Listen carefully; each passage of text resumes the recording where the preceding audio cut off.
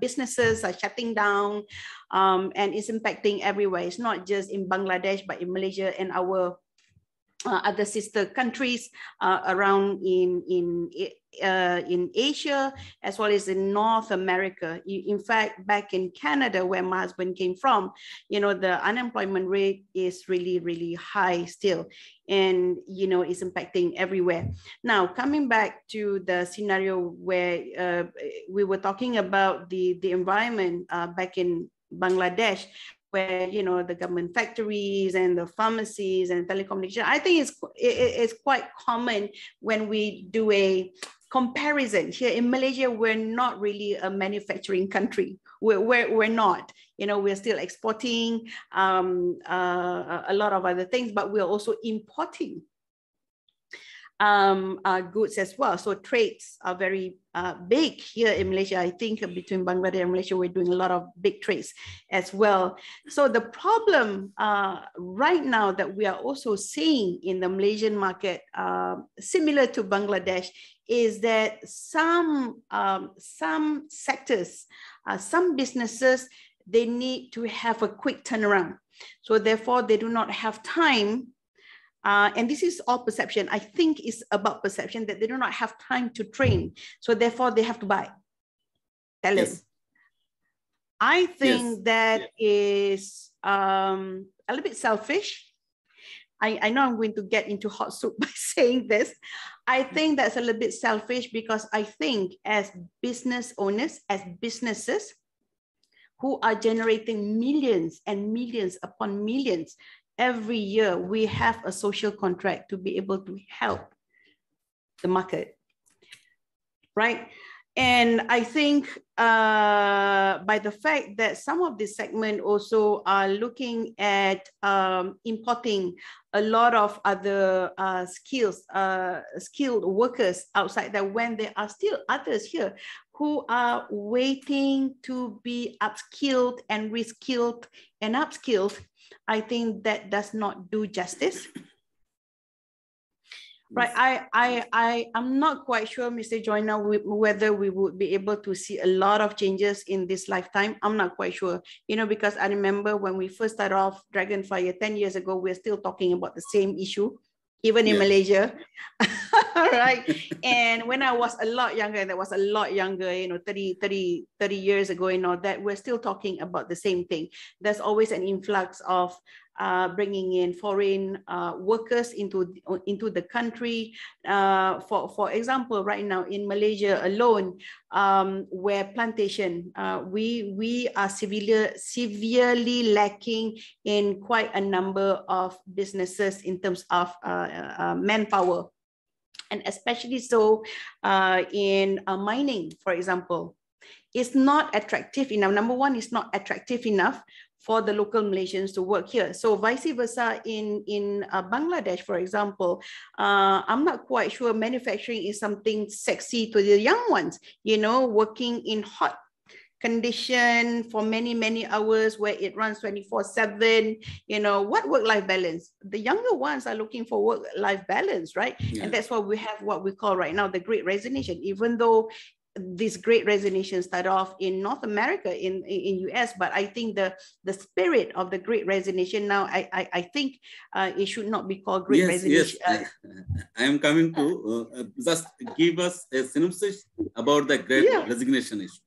Yes, it's no longer just about the Great Resignation. I think what we're talking about is a great realization. The Great Realization is a movement where now it's literally forcing employers to relook at how they're treating their people.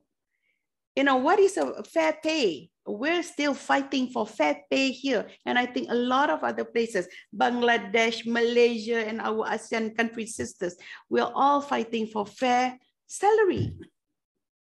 Yes. So, government sector, pharma sector, telecom sector, what else?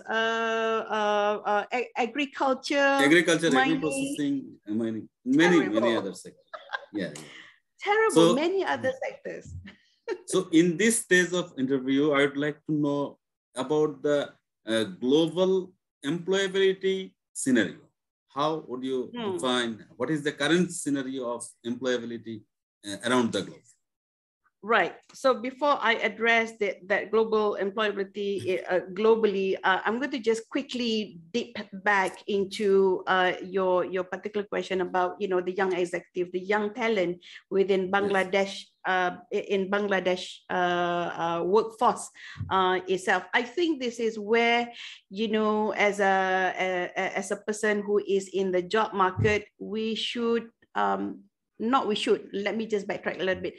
I think we must need to see that that the world is a big oyster. So not limiting our skill set, our opportunities into where it's already saturated. Look beyond. I mean, you know, being young and being able and fresh, no baggages behind. And if you're going into a saturated industry, obviously you are fighting with other people, you know, other hundreds upon hundreds of people, right? So I think the mindset needs to shift to see that the world is big enough for everybody. If there is a list of saturated industry, then don't go there. Create your own industry. Go and create your own paycheck, even somewhere else.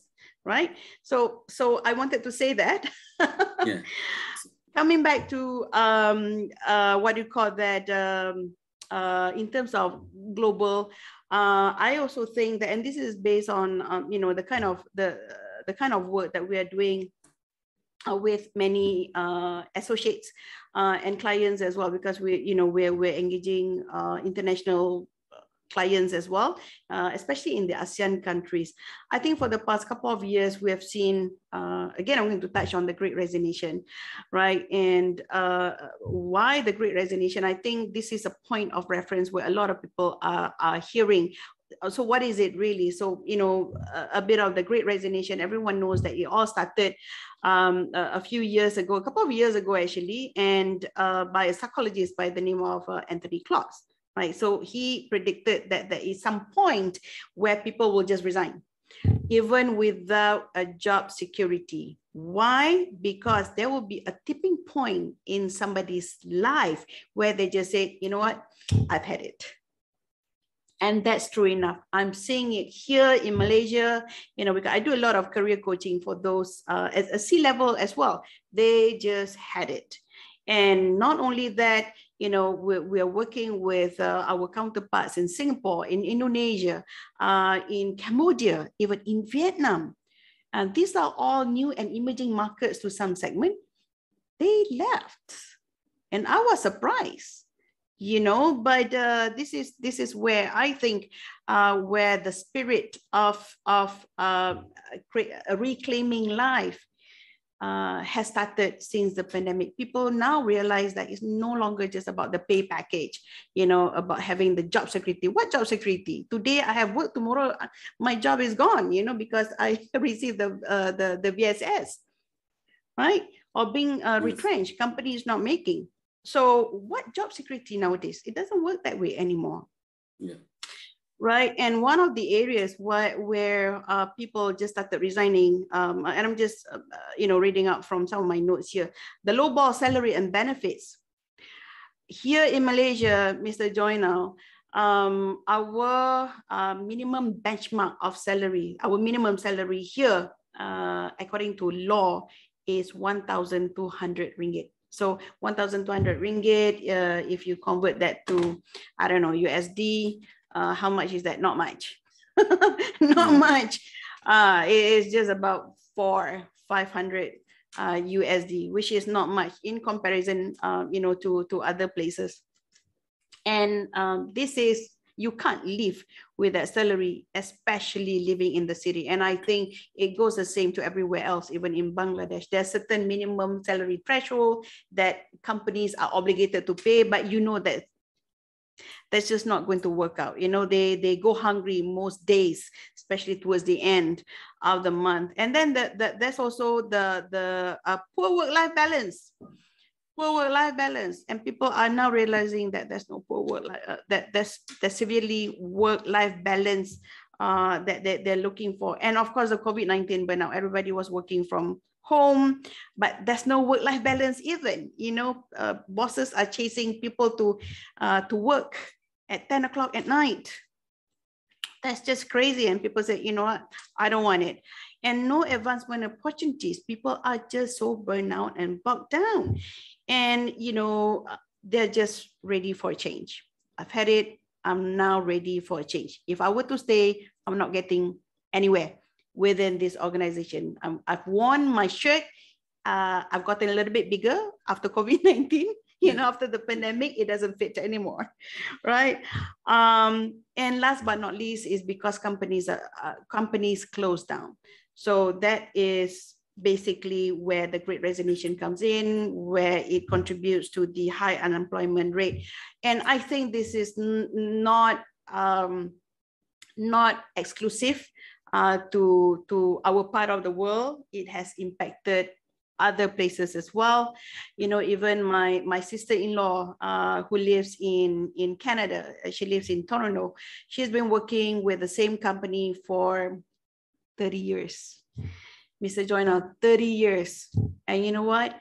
She was let go just like that. And she had to fight for her benefits. Yeah. And this is in North America, you know, and I think, we suspect that this is not a special case either, because there are other, you know, employees who are most likely facing the same condition as her. And now the thing is that Harvard Business Review also found in one of their researchers that the cohort who actually resigned because they've just had it is age between 30 and 45 had the greatest increase in resignation rates. So yes, you and I know, you and I know at this age segment, 30 and 45 are prime time. So, right. So these are prime time why people leave. Again, when people leave, of course, we can't live on love and air alone. They need to find obviously another job. So you have rightly mentioned about two opposite scenarios. Number one, if any sector is not performing, any sector is not booming or growing, then you have advised that please shift the sector, change the sector. And second one, while due to pandemic or any other reason, if any company just wind up, then you have also suggested to change. So what is your advice, how an executive can take preparation for changing his role or his sector, or his company? So what is your advice in this regard? Nice. I actually wanted to talk a little bit about